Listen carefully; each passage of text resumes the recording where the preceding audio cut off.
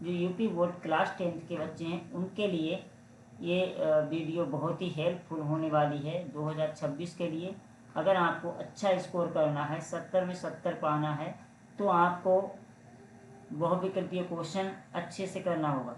क्योंकि जो बच्चे 20 क्वेश्चन आते हैं, एमपीसी 20 क्वेश्चन आते हैं, 20 क्वेश्चनों में से अगर कोई भी बच्चा 18 या 19 क्वेश्चन कर लेता है तो उन बच्चों के 70 में 70 आने के ज़्यादा चांसेस रहते हैं। और जो भी बच्चे टॉपर बच्चे होते हैं वो इन्हीं को अच्छे से करते हैं। जो भी बच्चे हमारे क्लास को देख रहे हैं तो वो हमारे चैनल को सब्सक्राइब कर लें और शेयर करना ना भूलें, क्योंकि वो अपने फ्रेंडों तक पहुंचाएं और अपने क्लास में जो भी उनके साथी हैं उनको भी इस वीडियो का हेल्प यानी कि इससे मदद हो सके, ताकि वो भी बच्चे एक अच्छे नंबर ला सकें। तो चलिए बिना किसी देरी किए हुए आज का सेशन स्टार्ट करते हैं। बहुत अच्छा सा सेशन होने वाला है। मैं आपके लिए बहुत ही शानदार और अच्छे क्वेश्चनों को ला के सीरीज़ लाया हूँ। तो आज का पहला क्वेश्चन है, ये पार्ट 2 है। मैं आपको बता दूं जैक परिक्रम का पार्ट 2 है। फर्स्ट पार्ट अपलोड हो चुका है जो आपने शायद देख भी लिया हो। नहीं देखा है तो इसके डिस्क्रिप्शन बॉक्स में मैं उसका लिंक दे दूंगा, उससे आप देख सकते हैं। पहला क्वेश्चन हमारा कि ग्लाइकोलिसिस का अंतिम उत्पाद होता है। ऑप्शन आपके पास है, ए प्रोटीन, बी फास्फेट, सी पायरुवेट अम्ल और डी फ्रक्टोज। ठीक है बेटा, ग्लाइकोलिसिस का जो अंतिम और लास्ट जो क्या बोलते हैं उत्पाद होता है, लास्ट और अंतिम उत्पाद जो होगा वह आपका होगा सी ऑप्शन इज राइट होगा। सी ऑप्शन इज राइट होगा क्योंकि वो होगा पायरुवेट अम्ल। ठीक है, कौन सा होगा? पायरुवेट अम्ल होगा। चलिए नेक्स्ट क्वेश्चन है हमारा कि पादपों में जाइलम का कार्य है, अथवा में दिया हुआ है कि पौधों में जाइलम किसके लिए उत्तरदायी हैं। तो जाइलम किसके लिए उत्तरदायी हैं? ए ऑप्शन आपके पास है जल का परिवहन, बी ऑप्शन है अमीनो अम्ल का स्थानांतरण, सी है भोजन का स्थानांतरण और डी ऑप्शन है ऑक्सीजन का स्थानांतरण। तो बेटा इसका जो राइट आंसर होने वाला है वो right answer A option is right होगा। ए ऑप्शन इज राइट होगा। ठीक है, ए ऑप्शन इज राइट होगा क्योंकि जाइलम और फ्लोएम पौधे में 2 ऊतक होते हैं, एक पौधे में 2 ऊतक होते हैं। जड़ों में होता है इसके जाइलम ऊतक का काम है। जाइलम जो होता है वो होता है जड़ों में, और फ्लोएम जो होता है आपके पत्तियों में पाया जाता है। इसका काम होता है, फ्लोएम का काम होता है कि किसी भी भोज्य पदार्थ को स्थानांतरण करना। चलिए नेक्स्ट क्वेश्चन हमारा कि पौधों में जड़ों द्वारा अवशोषित जल एवं खनिज लवणों का परिवहन होता है। जो खनिज लवणों का परिवहन होता है वो आपको मैंने अभी बताया था कि जल और जाइलम, जल का परिवहन कौन करता है? जाइलम करता है। तो राइट आंसर इस जाइलम होगा। Xylem is a option is right हो जाएगा बेटा। Option A option is right होगा। चलिए नेक्स्ट क्वेश्चन है हमारा पादपों में नेक्स्ट क्वेश्चन है कि पादपों में जल का परिवहन के लिए होता है। जल का परिवहन कौन करता है? तो बेटा जल का परिवहन जो करता है वो बी ऑप्शन इज राइट होगा। बी ऑप्शन इज राइट होगा। कौन सा होगा? जाइलम। अभी आपको बताया वो कौन सा होगा? जाइलम। चलिए नेक्स्ट क्वेश्चन हमारे पास है कि पादपों में जाइलम उत्तरदायी है। पादपों में जाइलम उत्तरदायी है, वही एक क्वेश्चन बार बार रिपीट हो रहा है। ये भी option A option is right होगा। आपको इस प्रकार से पूछ सकता है, कई प्रकार से आपसे क्वेश्चन पूछ सकता है, किसी भी विधि से पूछ सकता है, तो उसको लिए मैंने आपको डाला हुआ है। अब ये क्वेश्चन आया कि फ्लोएम द्वारा भोजन का स्थानांतरण होता है। ऑप्शन ए है राइट, ऑप्शन इज ए है। ये ऑप्शन इज राइट होगा क्योंकि सुक्रोज के रूप में होता है। तो फ्लोएम द्वारा भोजन का स्थानांतरण होता है वो सुक्रोज के रूप में होता है। नेक्स्ट क्वेश्चन है हमारे पास, नेक्स्ट क्वेश्चन है कि हमको दिया हुआ नेक्स्ट क्वेश्चन, पौधों में भोजन का स्थानांतरण होता है। देखिए आपको मैंने बताया कि पौधे में एक पौधा होगा, ये एक वृक्ष मैंने बनाया है, एक पौधा होगा, ये इसकी पत्ती हैं। अब ये पत्ती हैं और इसमें छोटी छोटी सी जड़ें होती हैं। इन जड़ों में क्या होता है? जाइलम, जाइलम होता है। और पत्तियों में जो पाया जाता है वो पाया जाता है फ्लोएम। ठीक है, पत्तियों में फ्लोएम होता है। तो फ्लोएम क्या करता है? भोजन जो भी प्रकाश संश्लेषण की क्रिया से, जो भी प्रकाश संश्लेषण की क्रिया से भोजन बनता है, भोजन का परिवहन कौन करता है? फ्लोएम। और जल और खनिज यानी कि H2O जल प्लस खनिज, खनिज का परिवहन कौन करता है? जाइलम। तो इसमें बोला गया कि भोजन का स्थानांतरण कौन करेगा? बेटा भोजन का जो स्थानांतरण करेगा वो कौन करेगा? जाइलम द्वारा। तो जल का स्थानांतरण होगा। तो राइट आंसर कौन सा होगा? Phloem. Right option is phloem is right होगा। चलिए नेक्स्ट क्वेश्चन है हमारे पास। नेक्स्ट क्वेश्चन है, इसमें बोला गया कि डिक्सन और जैली किससे संबंधित है? डिक्सन और जैली किससे संबंधित है? ऑप्शन इज हमारे पास ऑप्शन है, पहला ऑप्शन है रसारोहण, बी ऑप्शन है परासरण, सी ऑप्शन है अवशोषण और डी ऑप्शन है विसरण।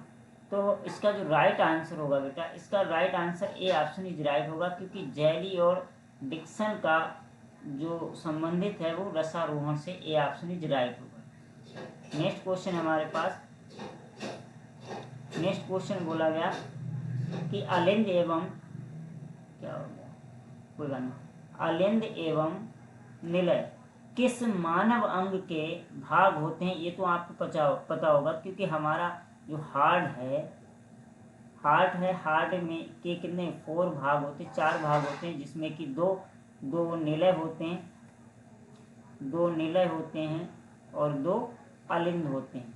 2 क्या होते हैं? अलिंद।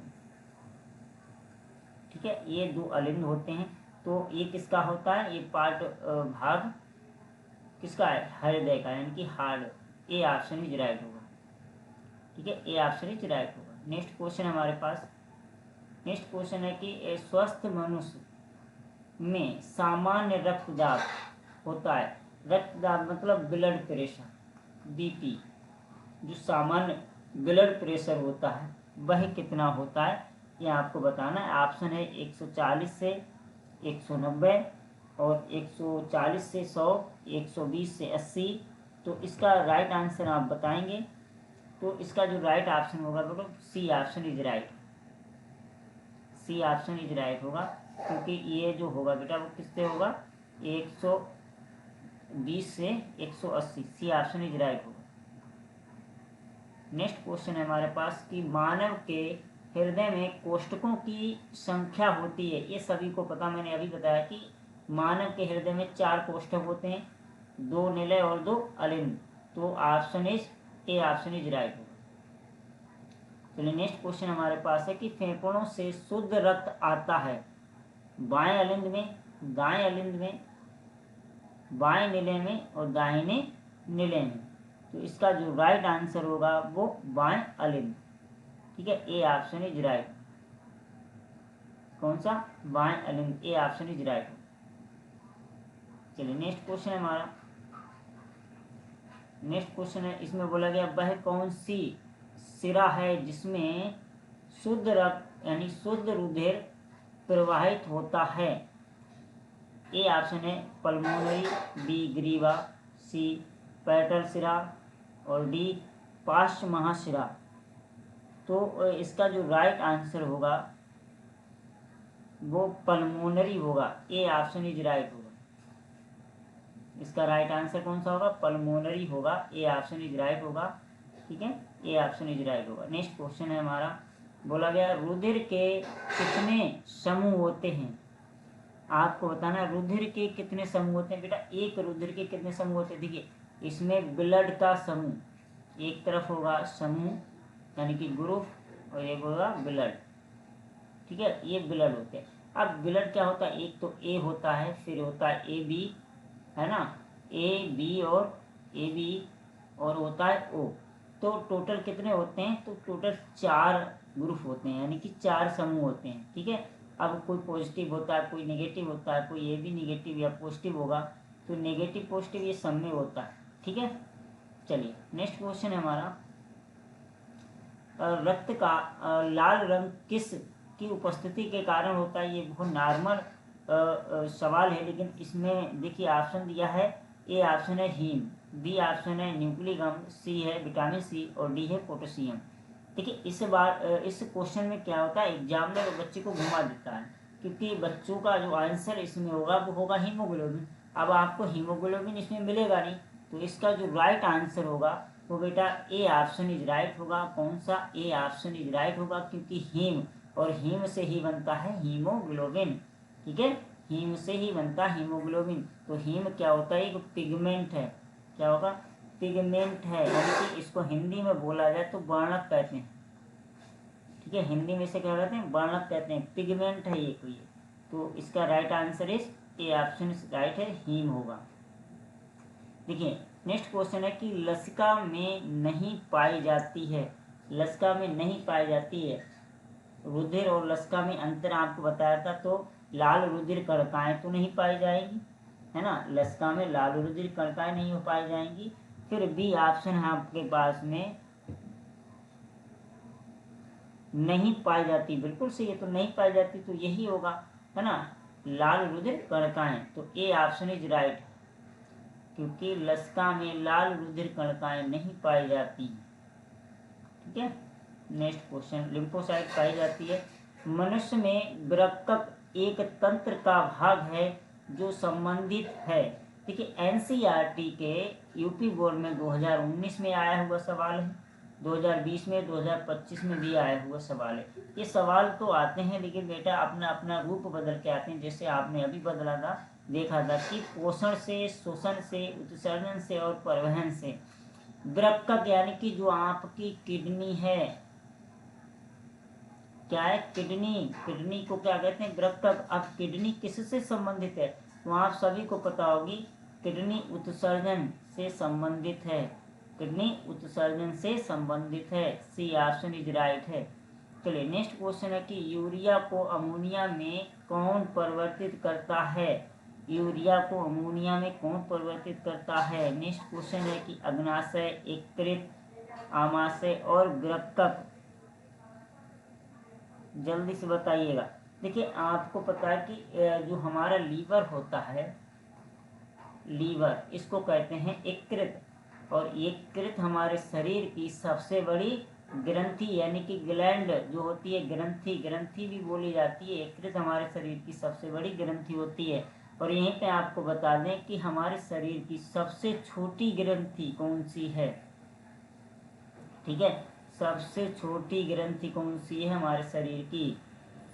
ठीक है, सबसे छोटी ग्रंथि लिखेंगे वो है थायराइड।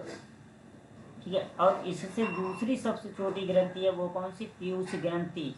कौन सी, पीयूष ग्रंथि। ये आपसे भी पूछा जा सकता है। तो इसका जो राइट आंसर है, इसका जो राइट आंसर है वो बी ऑप्शन इज राइट होगा, यकृत। ठीक है, क्या होगा, यकृत। यकृत क्या करता है, अमोनिया को, यूरिया को अमोनिया में परिवर्तित कर देता है।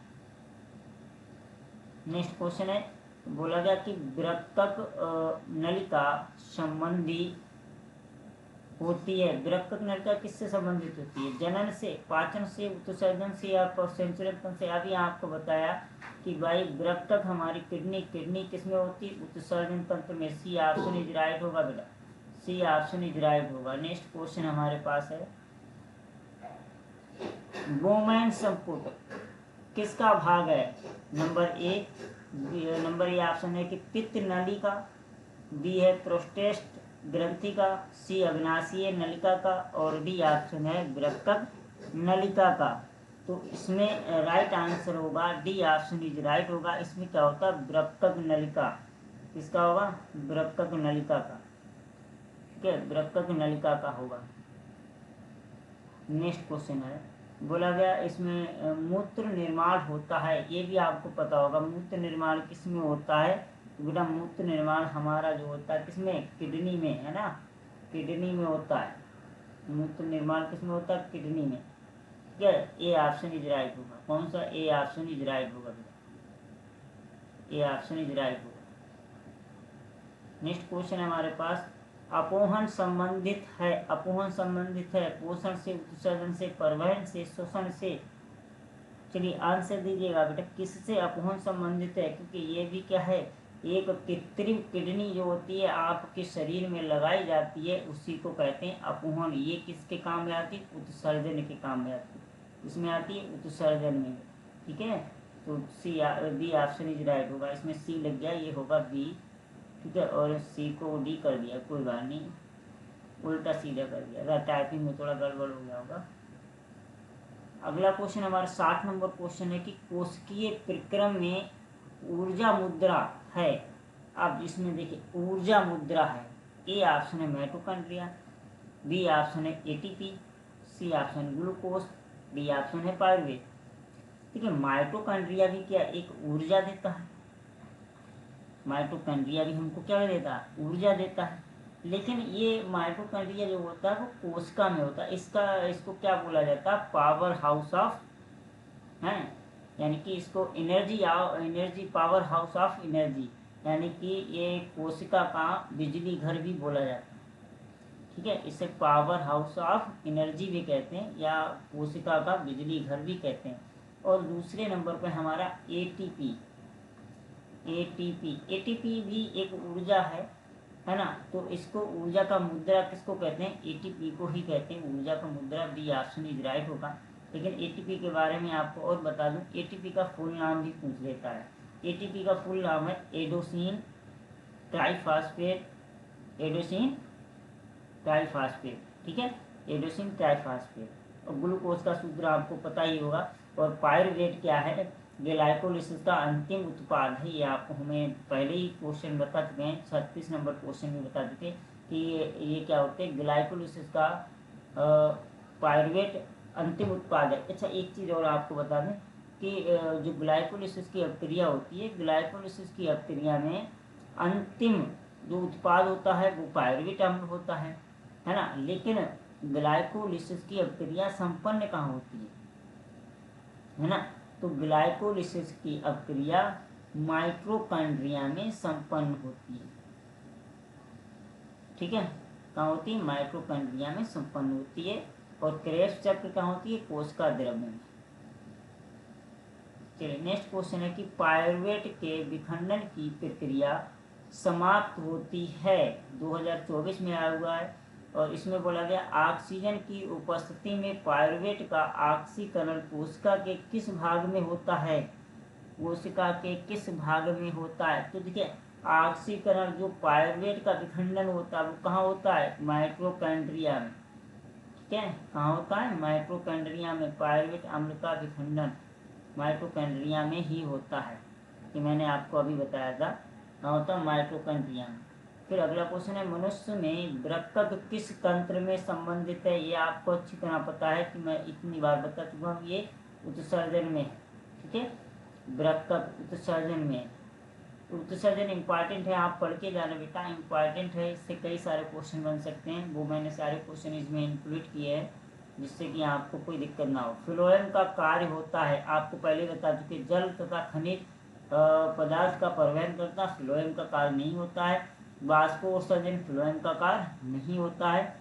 खाद्य पदार्थों का स्थानांतरण करना बिल्कुल सही है, सी ऑप्शन इज राइट है, क्योंकि जितना भी भोज्य पदार्थ है उसका स्थानांतरण करना किसका काम है, फ्लोएम का काम है। तो सी ऑप्शन इज राइट होगा, सी ऑप्शन इज राइट होगा। इसके बाद बोला गया मनुष्य में पाचन के शुरुआत किस अंग से होती है। तो बेटा पाचन की शुरुआत हमारे मुख से ही होने लगती है, तो ए ऑप्शन इज राइट है। हमसे बोला था शुरुआत कहाँ से होती है, तो कहाँ से होने लगती है, मुख से ही होने लगती है, ए ऑप्शन इज राइट है। नेक्स्ट क्वेश्चन है कि गुर्दे की इकाई जो उत्सर्जन में भाग लेती है, ए ऑप्शन है तंत्रिका, जिसे कहते हैं न्यूरॉन, वृक्काणु नेफ्रॉन होता है, साइटॉन होता है, माइटॉन होता है। तो इसका ऑप्शन इज राइट, ऑप्शन बेटा इसका होगा, इसका राइट ऑप्शन बी ऑप्शन इसका राइट होगा, क्योंकि वृक्काणु ये तंत्रिका तंत्र नहीं होती है, उत्सर्जन या गुर्दे में तंत्रिका तंत्र नहीं होती है, बी ऑप्शन इज राइट। फिर हमसे बोला कि शरीर में बाहर से ऑक्सीजन को ग्रहण करना तथा कोशिकीय आवश्यकता के अनुसार खाद्य स्रोत के विघटन को कहते हैं। अब देखिए, ये चीज़ हमने आपको पहले भी, जब आपने मेरा अगर कोर्स पढ़ा होगा, इस कोर्स में मैंने आपको बता देते हैं कि श्वसन वह अपक्रिया है जो बाह्य वातावरण से ऑक्सीजन को नाक के द्वारा फेफड़ों तक पहुंचाने की क्रिया को श्वसन कहते हैं, है ना। मैंने आपको बताया था कि नाक के द्वारा बाह्य वातावरण में ऑक्सीजन युक्त गैस को नाक के द्वारा श्वसन तक पहुंचाने की क्रिया को श्वसन कहते हैं। वही चीज़ ये क्वेश्चन में पूछ रहा है, तो बी ऑप्शन इज राइट है। ये गड़बड़ हो गया कई जगह, बी ऑप्शन इज राइट है, इसका सही आंसर होगा श्वसन। नेक्स्ट क्वेश्चन है हमारा, नेक्स्ट क्वेश्चन हमको दिया गया, पौधे में प्रकाश संश्लेषण का उत्पाद है। अब पौधे में प्रकाश संश्लेषण का जो उत्पाद है वो आपको बताना है। ए ऑप्शन आपके पास है प्रोटीन प्लस ऑक्सीजन प्लस जल। भाई प्रकाश संश्लेषण में प्रोटीन तो कहीं आती नहीं है, इसका मतलब ये ऑप्शन गलत हो गया। उसके बाद हमको ऑप्शन दिया गया ग्लूकोज, ऑक्सीजन और जल।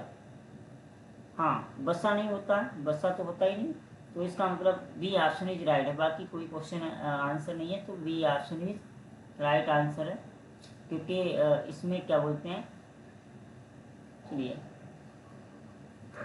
इसमें क्या बोलते हैं, ग्लूकोज जो होता है, ग्लूकोज प्लस ऑक्सीजन और जल ही मिलता है। किसमें, ग्लूकोज प्लस जल, ऑक्सीजन ही कम मिलता है, ठीक है, यही काम में आता है। B option is right. रक्त दाब मापा जाता है स्फाइग्नोमैनोमीटर द्वारा, बिल्कुल, किससे मापा जाता है, स्फाइग्नोमीटर द्वारा ही मापा जाता है ब्लड प्रेशर। तो ए ऑप्शन इज राइट है बेटा, ये इम्पॉर्टेंट है, ये कई बार पूछा जा चुका है, क्वेश्चन कई बार पूछा जा सकता है, ठीक है, ए ऑप्शन इज राइट। चलिए नेक्स्ट क्वेश्चन हमारे पास आज का लास्ट और आखिरी क्वेश्चन है कि कॉलम ए के अंतर्गत दिए गए शब्दों को कॉलम बी के शब्दों से मिलान करना है। अब आपको बताना ए फ्लोएम, फ्लोएम को किससे मिलाएंगे। देखिए फ्लोएम क्या करता है, भोजन का प्रसंस्करण करता है। किसका, भोजन का प्रसंस्करण, यानी कि दो से मिलाएंगे। नेफ्रॉन, नेफ्रॉन का काम क्या है, देखिए नेफ्रॉन होता है तंत्रिका तंत्र, ठीक है, तंत्रिका तंत्र, है ना। तो नेफ्रॉन को हम किससे मिलाएंगे, नेफ्रॉन तंत्रिका तंत्र होता है, इसको हमें मिलाना है, क्योंकि इसमें क्या दिया, उत्सर्जन दिया है, रुधिर का थक्का जमना, है ना। तो नेफ्रॉन किसमें जाएगा, उत्सर्जन में।